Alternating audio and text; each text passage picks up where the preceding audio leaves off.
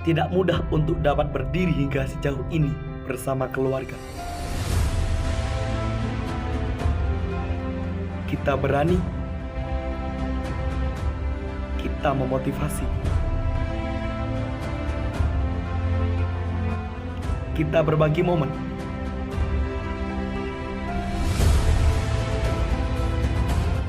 kita berkomunikasi, kita percaya, kita dapatkan kesempatan,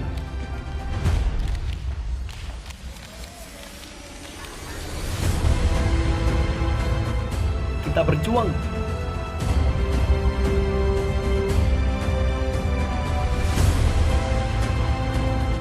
Inilah momen yang sudah lama kita tunggu.